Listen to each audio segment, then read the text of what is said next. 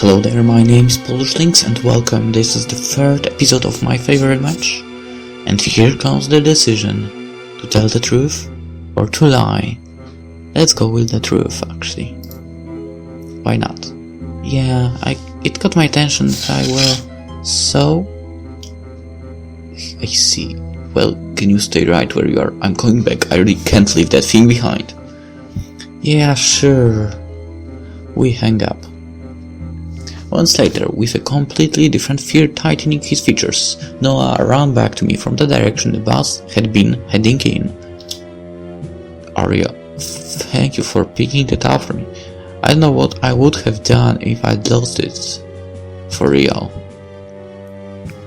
He held out his hand for the device, and I returned it to him.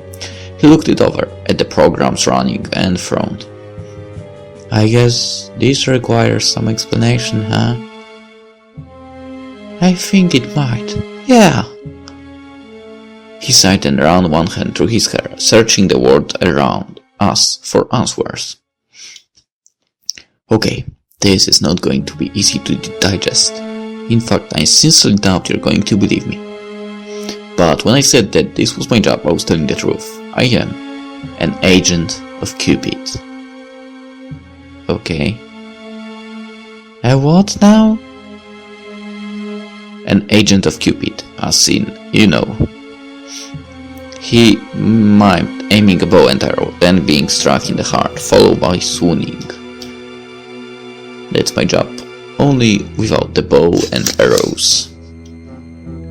My face hardened, a cold anger freezing me. You can't expect me to believe that! Not on the first try, no. He sighed again. I'm not some tiny cherub with a bow and arrow, this is true. That old system is considered not only archaic, but needlessly brutal. So it was true. My employers came up with a simple solution. And that's this thing. He held up the device with a half smile. It guides us to compatible matches, both long-term and short-term, between two people. Our job as agents is to sort through the possibilities and use a combination of the program here and our gut instinct to find the best match between people. When we match someone, the device here, we call it Cupid's arrow, sends out a signal that boosts affection for both partners and lets chemistry do the rest for forming a more perfect romantic bond. Okay? My arms folded over my chest, and I shifted my weight to one hip. You realize this is a lot to swallow, right? He nodded instantly, sorrow etched in his expression. I had a hard time believing at first too, when they approached me, but then they showed me this. He scooted next to me and showed me the display, pointing to my profile. There are things here that I couldn't possibly know, much less record into this thing. I generally don't poke around at people's histories.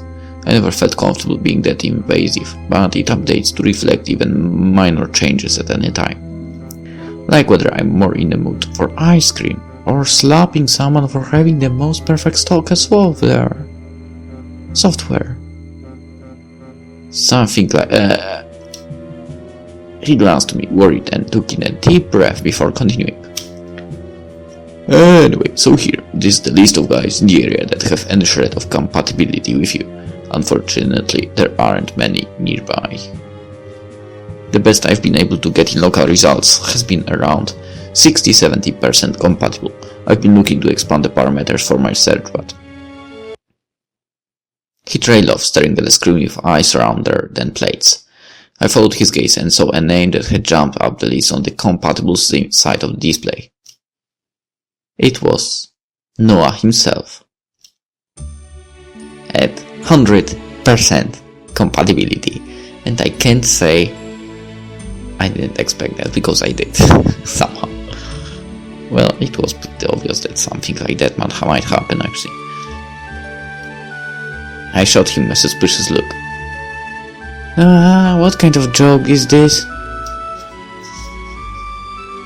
I'm not an option. He yelped the words, a blush hidden up his face as he started moving backwards. He looked at me, eyes wide, turned about 10 shoulders redder, and cried out again. I can't be an option! With that, he turned tail and bolted after the bus, running like someone lit his butt on fire. What on earth was that about? He'd been just as startled as I had to see his name appear on that list. Could he actually have been serious about the whole Agent of Cupid thing? Yes? A couple of days passed, with no word from Noah. Maybe I finally convinced him to give up on this Cupid matchmaking nonsense with me. Maybe he'd been embarrassed to have been caught with that silly device of his. I wasn't able to say why, but for some reason, I was checking my phone for any new messages and feeling strangely empty when there were none. Just as I was checking for the third time that afternoon, there was a knock at my door that startled me into nearly dropping my phone entirely. After giving my heart a moment to recover, I stood and opened the door. Yeah? There stood Noah, grinning as awkwardly as ever. Hi Arya, can I come in? I'd really like to explain myself a little better, especially after the way our last conversation ended. No, that doesn't look good. No, he's a bit creepy.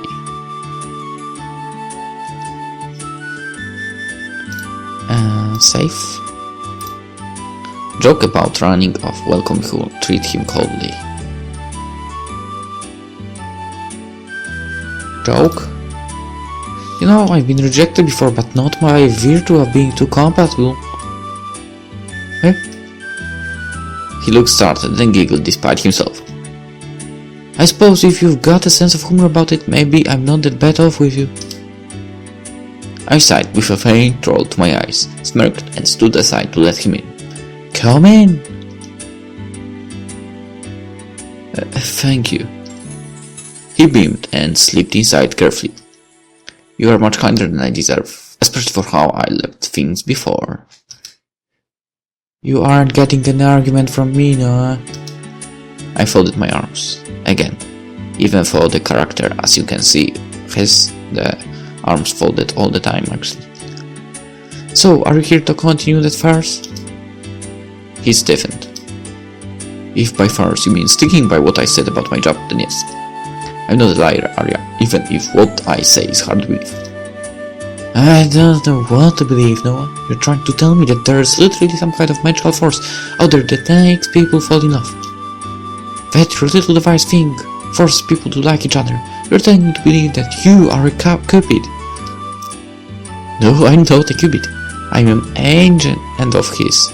That's a common misconception, really. But Cupid isn't the little cherubs that shoot people. That point! You are missing it! I growled through my teeth. Maybe you're ready to believe all of this nonsense, but I think you're crazy. He shuddered, glaring at me for the first time since I'd ever met him. He pulled the device out of his bag, giving it a long, hard look before lowering it again. I wish I could prove this to you. I probably could in an instant, using Cupid's arrow. Show the affection it can spring in you even when you clearly hate someone, or look down on them. But that would be wrong. I don't tamper with feelings just to prove a point. No. I shook my head. Please, stop. I realize you mean well, but maybe this is it, you know. When you're falling into the idea that this sort of magic is real, maybe letting you try and match me with someone is only encouraging this. He watched me, heart sparkling in his eyes, his lip actually quivering as he wrestled with himself. How do you explain it then? The information list here. Is there anything else like the Cupid's arrow anywhere out there? No, it's specially true to agents of Cupid like myself. You saw it yourself. It can't know everything it knows. I'm not sure, but magic can't be the answer. Magic isn't real.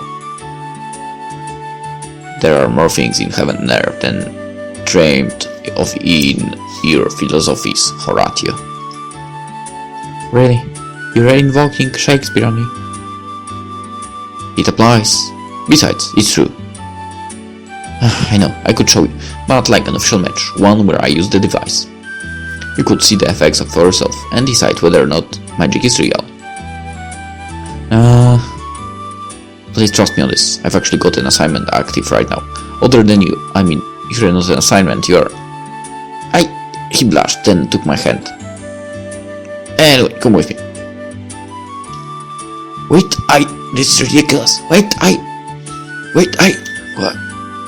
He met my protest with the biggest puppy dog eyes I'd ever seen in my life. The deep will almost killed me. I grunted. Fine, I'll tag along, but that was totally not fair. He grinned and started off out the door, tugging me along by the hand enthusiastically.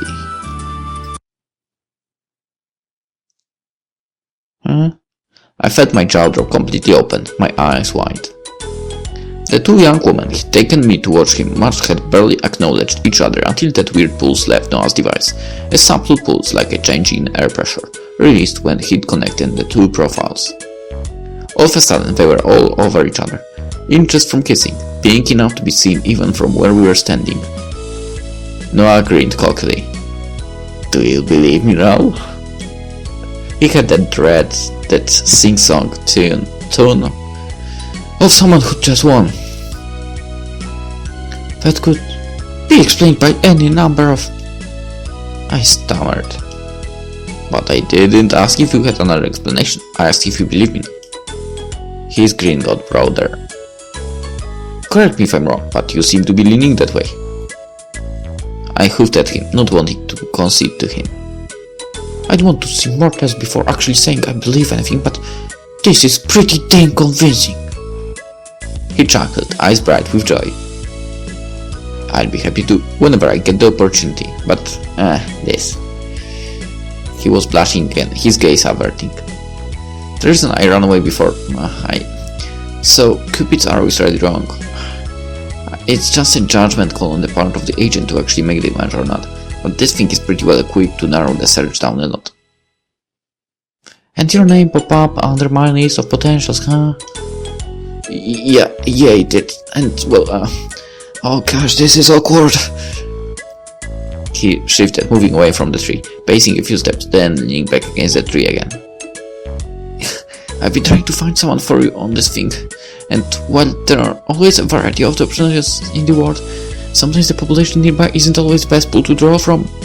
I tried hoping that the half matches might still be enough, but then maybe more would evolve, but honestly, should have known better. I was going to open up to a large area to check more potential matches, but again that thing says you match me 100%. My arms folded as I moved my way to one leg.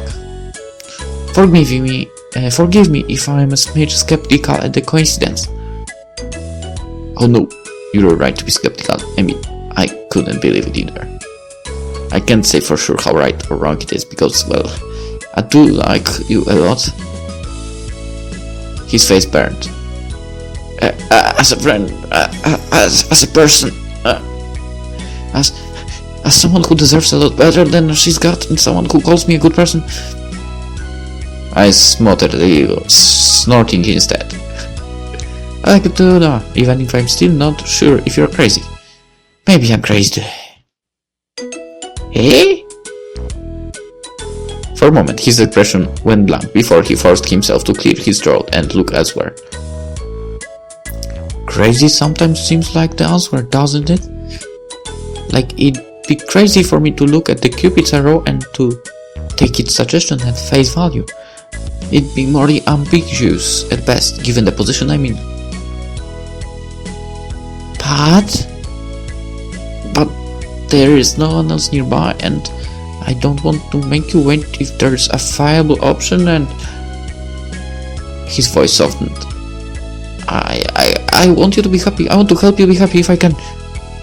Which is not to say I'm going to push you into this.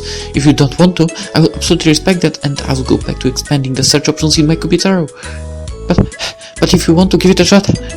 He trailed off, fidgeting with his hands around his Cupid's arrow, anxiously dissolving his words into the rest mass of his face.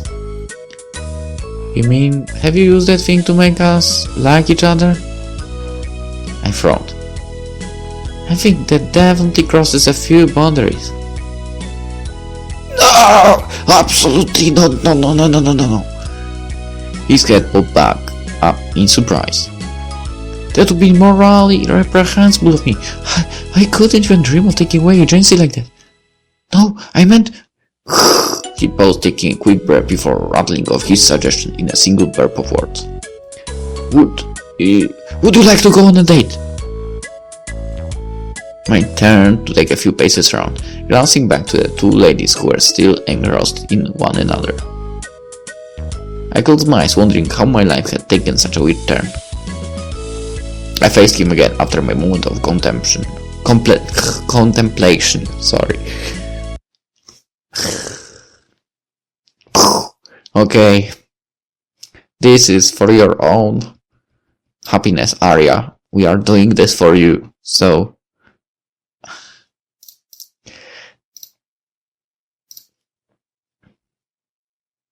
We gave you the name, remember? It's like I'm your founder, kind of. Agree. I guess I'm willing to try, but no guarantees, said Arya. He lit up as bright as a Christmas tree as soon as I agreed, eyes sparkling, even though he's also a bit of creepy. He lunged forward and wrapped me in a huge hug, lifting me off my feet. Is he capable of that? He doesn't seem to have any strength at all. So maybe he doesn't need a lot, probably, from what we can see. Oh, that's wonderful! I promise to make it a day worth having, something that will restore your faith, love, and romance.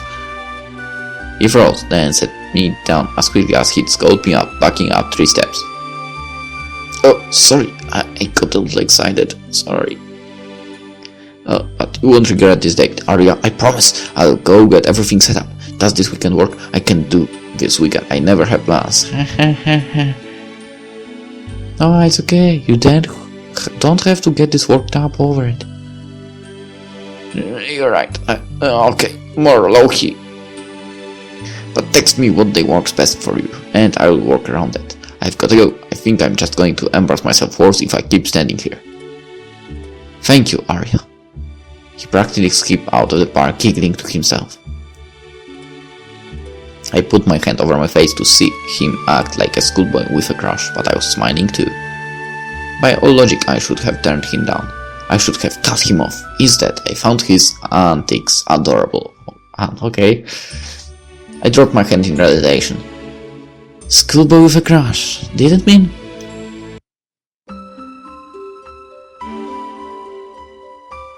Nice! My fingers fidgeted with the skirt of my dress as I stood waiting for Noah by the bench where we'd met. I wasn't accustomed to wearing something so flowy and delicate, and it clung around my legs weird, and I don't think it helped that I felt ridiculous about this whole thing, going on a date with Noah. I still wasn't fully convinced that he wasn't in fact crazy, even if I didn't have an explanation for what had happened in the park. Beyond that, did I really think anything would come from this? Oh, Arya really came.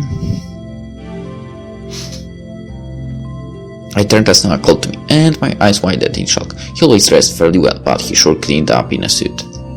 Just as I sized him up, he glanced down at my dress, then smiled back to me. Wow, you look lovely this evening. I don't think I've ever seen you wear a dress. I guess this is sort of a special occasion. I didn't expect he'd blush. He covered it with a chuckle, however, agreeing as though he'd discovered $1 million in his bank account. I certainly think so, at least. So, here. He pulled his hand from behind his back, revealing a small bouquet of 3 white roses, slightly wilted from improper handling. I got this for you tonight. Accept them. I don't want to know why 3, because I think I kind of know, because 3 failures. I took the offered bouquet with a smile, taking a brief whiff of the scent. Thank you, Noah, they are lovely. He looked at me expectantly, eyes shining as he waited for more. What, did I do something wrong? What? No! He gasped momentarily, terrified that he'd offended me. No, there was also a meaning behind them. Crap, I should have gone with that. Noah beamed as he gestured to the roses. 3 is a powerful, harmonious number. Within itself, it resonates with perfect balance, 3 forces that check each other and empower each other. I hope that even if right now you are feeling tugged out of place, you'll be able to return to your center, bound between your mind, your heart and your soul. And, well, the white roses themselves symbolize purity, innocence, affection without necessarily being romantic, but perhaps just a touch of romance. I giggled softly. I see, that's very sweet. Noah, thank you. His smile could possibly have lit the street corner alone, had the crude lamppost not already done the job. He then turned full gentleman on me, and offered his arm to me. Like some regal lady, I let out a soft laugh at the dashing gesture, then linked my hand around his elbow. I might as well let him spoil me for one night. He led me to the theater nearby, where a local troupe was putting on a short play to welcome students back to school. The play was actually very interesting, centered around 2 star-crossed lovers who spent the whole play searching for each other after a fated meeting, only to never actually see each other again by the end. The bittersweet finale had them each thanking the stars above for having loved so deeply, but that they must move on. After play, Noah bought us both an ice cream cone to eat as we walked, strawberry for him, chocolate for me. We headed into the nearby park, nibbling at our respective cones.